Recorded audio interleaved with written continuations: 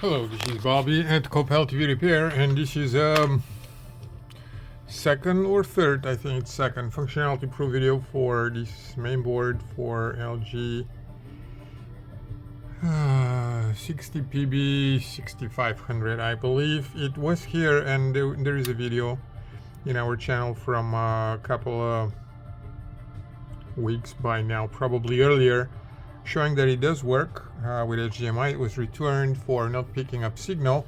Our normal testing jig, and this has happened in the past with a different board years ago, I remember. I think it was a Sanyo board. Our regular testing jig is just a cheap Chinese media player that we use to check whether the HDMIs work or not.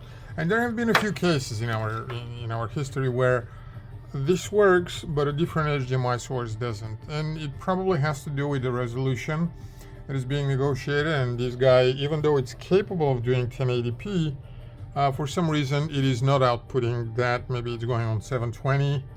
And when it does go up to 1080, the board just doesn't pick up the signal. So this is a Google Chrome early generation that's being tossed and turned around and wrapped in plastic because cable has been broken or connector so many times. But this is Google Chrome, and with it, let me turn that. What we do get is the normal. Now the way we got it is we did test the Google Chrome, and what it did, it doesn't show unfortunately the resolution, but the way it works is when you start for the first time the Google Chrome, and that's what I'm gonna do now. Disconnect it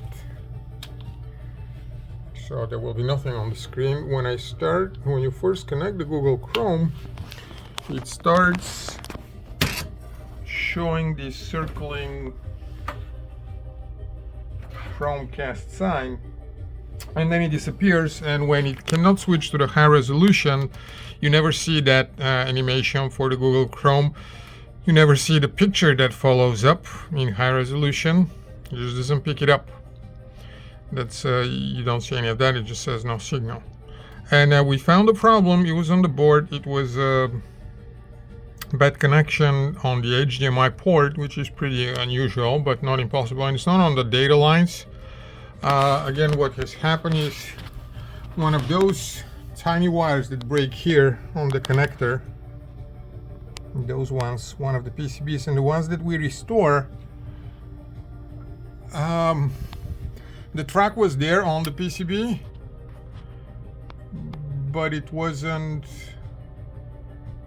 making a contact. It was ripped off where the connector has been ripped off. It was just broken. It was appearing as it was making a connection, but it wasn't.